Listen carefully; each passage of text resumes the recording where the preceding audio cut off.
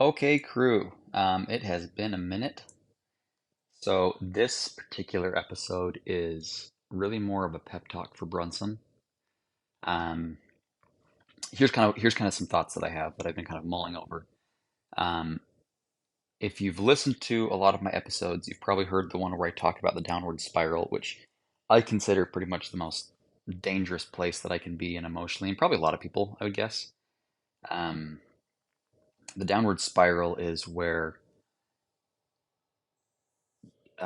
negative behavior creates negative energy, which then creates more negative behavior, and so on and so forth, right? Um, and eventually, I have these cute little names that I've nicknamed all of my like different states, right? And I have one that I call the black hole.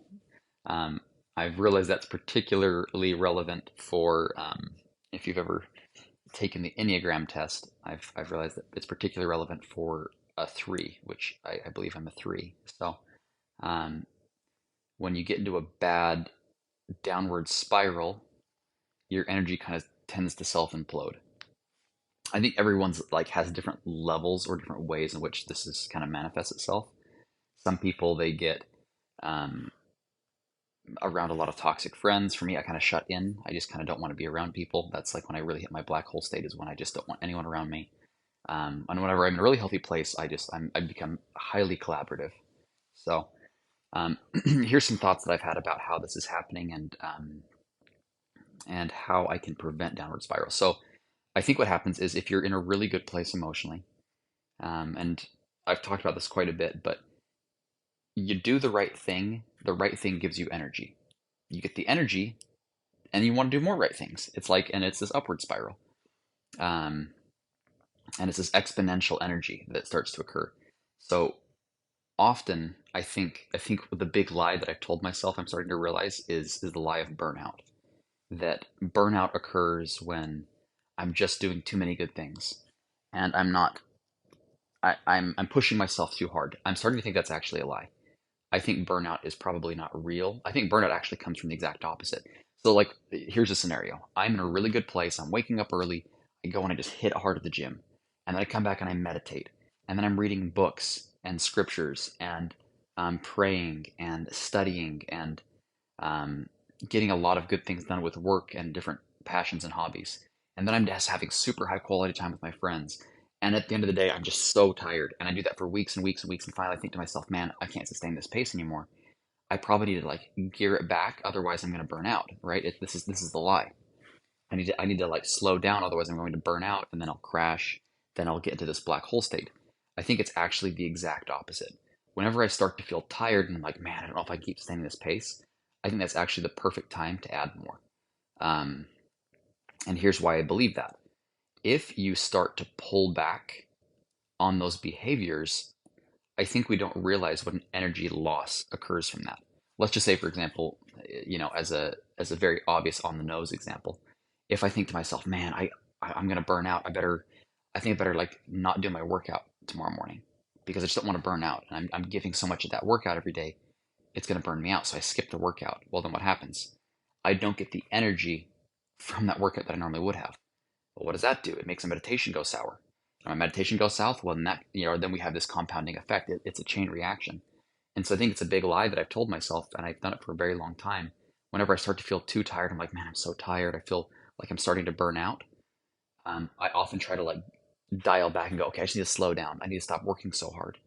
But working gives me energy, right? So this is the big lie, and this actually happened just recently. I caught myself. I think I caught myself. I started to be like, ah, man. Well, I was on a vacation. I was like, ah, well, I'm on vacation. I don't need to be this absolute crazy person on vacation. So I said, I'm just gonna dial back a little bit. I skipped my workout, right? And I thought to myself, oh, I'll do a light one later today. Didn't happen, right? And then of course I didn't do my workout, which means I didn't do my meditation because those two are always super closely linked. And the next thing I know, I'm like, oh man, I'm eating sugar, which is something I'm like, it's a goal of mine not to eat sugar this summer, at least like by no sugar, I mean like no desserts and stuff. So, anyways, it started to create a chain reaction, and I saw it, and I was like, oh my gosh, I need to start stacking on as much weight as I can, and just hope I can survive it to reverse this cycle. And so I did. I just started like, all right, boom, I'm gonna start like doing more stuff, and I started increasing my stride. And I think that I caught it, and I'm actually starting to feel the energy now. I went and did a really hard workout this morning. I'll do a meditation session right after this, and we'll see. This is why I'm kind of recording this. Is it's to give me like the extra bolstering that I need. Like, come on, gotta get myself hyped up so I can kind of keep pushing through this wall. Something else that has been really helpful for me as a tool, um, and I hesitate to talk about tools too much because I really do think they can be quite dangerous. Um, I think a lot of tools, people get obsessed with them, including myself, and we tend to rely on them. We think of them as a silver bullet and they're going to solve all our problems. They just don't. However, there's a few of them that have had a lot of relevance for me. But you have to understand that, it always has to come back to a principle. That's my big rule. Whenever someone says, "Oh, I've got this really cool method that'll help with this," I'm like, okay, where does it tie back? To what major principles does it tie back to? If you can't identify that clearly, I'm very skeptical of it typically. So this is my tool is breaking through walls. I've talked about this as well before. I deliberately track every single time that I'm about to capitulate to pressure. It's very, very easy with my job where I'm often knocking doors. It's very easy at the gym. It's very easy with a meditation. Anytime that I want to step back and go, you know what? I'll do that tomorrow. Or you know what? I've worked hard enough today. I'm going to call it a day. Any even emotional surrender of any kind. For example, like I'm gonna do 8 reps, not 10, which sounds really dumb. But if I catch myself and I go, no, I'm gonna do 10, I go and I mark it on my phone. I mark that I broke through a wall, and then I go do the 10. It's cool because I get a bit of a rush now from it. I'm like, and I track my walls, and I feel I'm trying to train my brain to be more proud of the number of walls that I break through than any other metric that I track. So it's not how much money I made, it's not how many reps I did, it's not how much weight I'm even squatting, right, or whatever. It's how many walls that I break through because that's evergreen, right?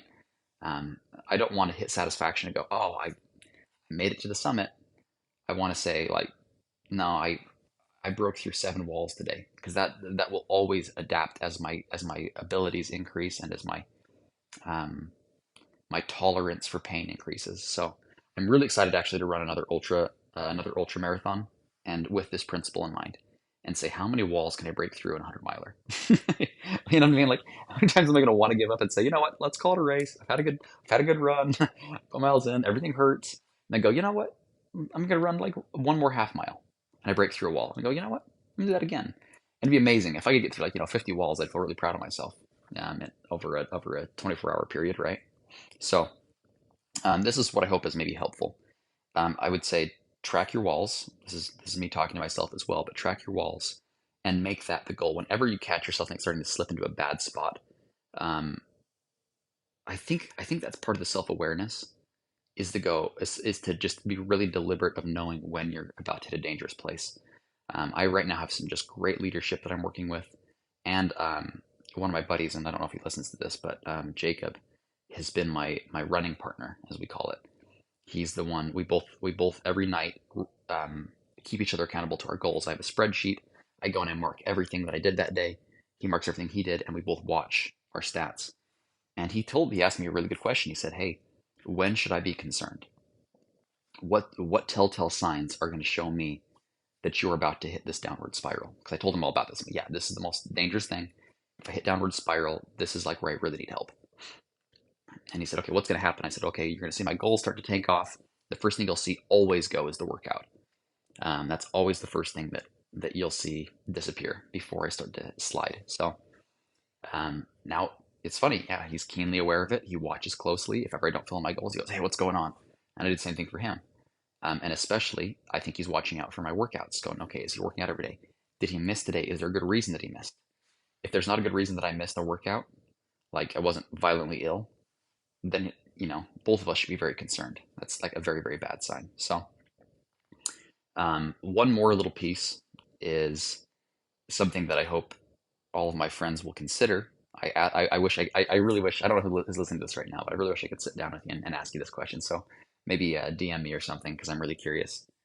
Um, what is the most unavoidable activity you do during the day? I use that word very specifically, unavoidable, because I don't mean the most important thing that you do during the day. Um, I think a lot of people would say, especially my LDS friends would say, it's scripture study. If I'm reading my scriptures, then that's the most important thing that I do during a day. The reason I use the word unavoidable is I mean the hinge point for everything else. For me, I think for fear of stating the obvious, it's the workout. If I get my workout in, there's a cascading effect for the rest of my day. I'm not a big workout guy. I'm not a gym rat. I do it purely for psychological reasons, a little bit of physical reasons, but mostly for psychological reasons. If I can suffer in the morning, I go to my CrossFit, and that gets me in the right headspace to set the rest of my day onto a good track.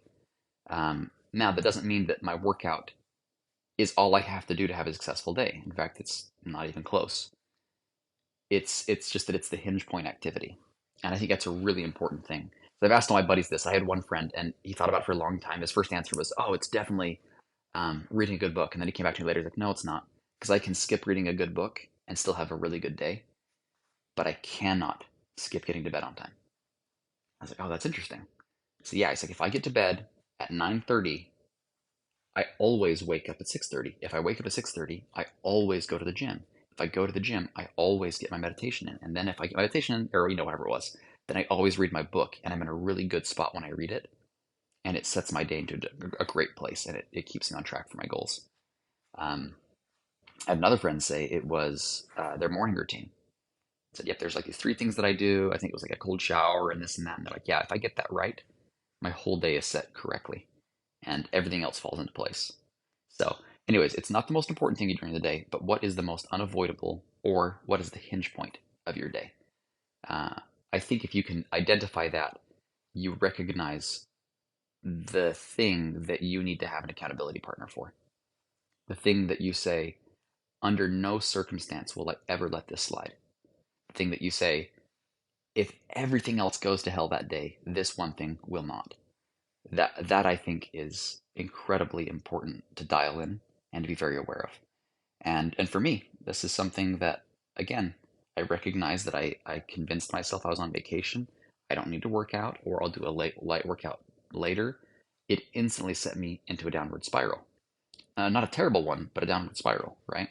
And I'm really grateful that I had the accountability system in place, because I know my buddies are. I got friends watching my goals, and I don't lie on my. I don't. That's one thing I'm pretty firm on. You never lie on your accountability sheet.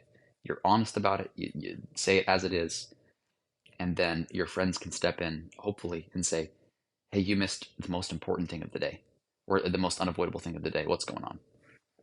And I think that's really powerful, and that keeps you on a good track. Um, so yeah, those are some thoughts there. I as a quick recap, good energy comes from good activities. Good activities come from good energy, but you have to start somewhere. And I think that if you find yourself in a funk, as I often do, uh, I find a couple things are really helpful. Number one, call someone that you love and tell them that you're in a funk.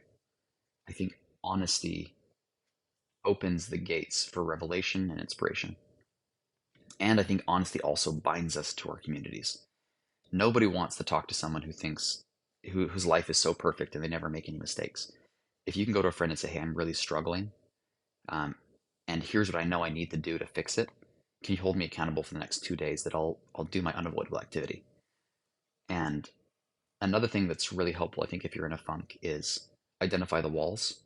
And it can be something really small. And it doesn't have to be all day. I think that's the other thing that we have misconstrued is you don't have to break through every single wall. Just say, "I'm going to break through one today." And if it's as dumb as not snoozing your alarm, then mark it and be proud of yourself for it. You'll get energy from it. And if you're smart, you'll let that energy cascade. Know that burnout is not real. And that's something that I'm only learning recently. I'll give you for instance as well. You wake up and you're thinking to yourself, "Man, I just don't feel like," and this was this morning, I'm not gonna lie. I genuinely had to mark a wall to not go back to sleep, because I thought to myself, I didn't sleep well. I had a stomach ache last night. I'm kind of like not feeling good. And my brain is the best salesman that I know. It's just incredible.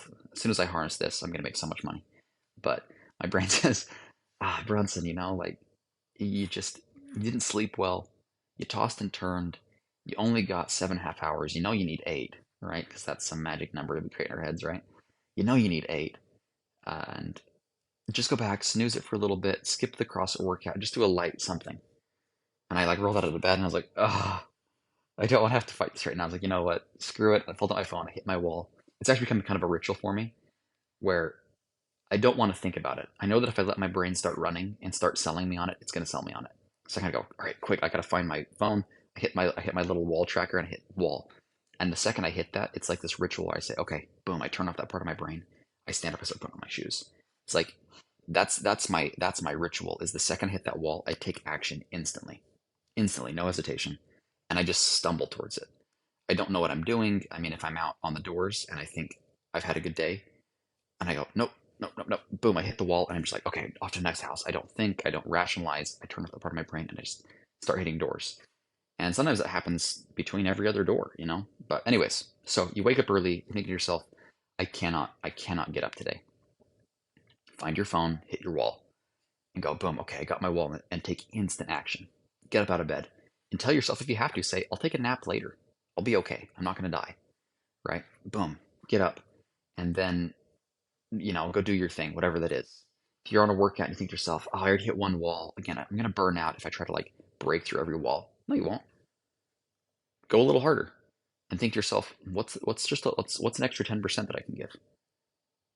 I'm gonna run instead of at a 12-minute pace, I'm gonna run at like an 11:30.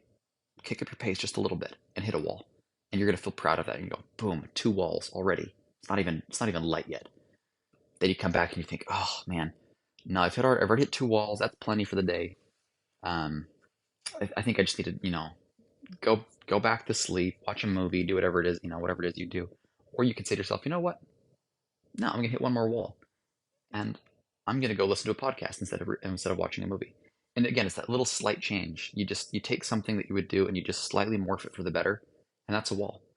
Um, for me, my goal is to hit three walls a day, and actually that is part of my activity that I track every day with my accountability partner is my three walls a day. And I have a metric to show how many walls I push through. It's fun because now when I get sick, instead of thinking, oh, this day is going to be hell, I think to myself, man, I'm going to get through a lot of walls today. And I think last Monday, I had strep throat and I had something else. It could have been COVID. I don't know. It was a nasty little combo. And I was so miserable, and I'm like, I can't bring myself to think about going out on the doors and talk to people all day. And I promised myself no days off, and I called my accountability partner. I'm like, I'm struggling. I want to whine about it. I want to vent about it, and I did. And I said, I'm going out now, and I did. And I hit a wall, and boom, started driving out to my area. And I thought to myself, I'll go as long as I can. Within five or six doors, I said, I don't know if I keep doing this. And I said, okay, just go for another half hour. Boom, I hit another wall. And then another hour went by and I kind of started to like feel better. And then after a couple hours, I said, oh man, I'm feeling sick again. I hit another like, my body was trying to tell me that it wanted me to come home. Hit another wall. I mean, at the end of the day, it's I think seven or eight walls. I also had one of my best days ever for a Monday. I got so many appointments. And I think it's because I was in this mode of just do or die. So it's really cool. And I got so much energy from it. I think it actually healed my body. And that's something else that's very misleading as we think, oh, I just need, I mean, and I'm all about, yeah, get sleep, get your vitamins in, eat healthy, but don't underestimate the power that just the energy of action can do for your body, even. If you're feeling sick, sometimes the best thing to do is to get out and start doing good things and get the energy that comes from that. In my experience, that's worked really well for me. So, those are my completely disconnected thoughts. I had zero plan about what I was going to say today. I just wanted to talk something about what I've been experiencing. Um, and I really hope that you find some meaning in this. Um, the app that I use is called Counter. It's like this green, it's got like a green logo. Um, that's what I use, and I have a lot of metrics that I track there, but the most important one is the walls. So, anyways, hope that's of value to you folks, and DM me what your unavoidable activity is. I'm genuinely very curious. Um, or shoot me a call or just whatever. So we'll talk to y'all later.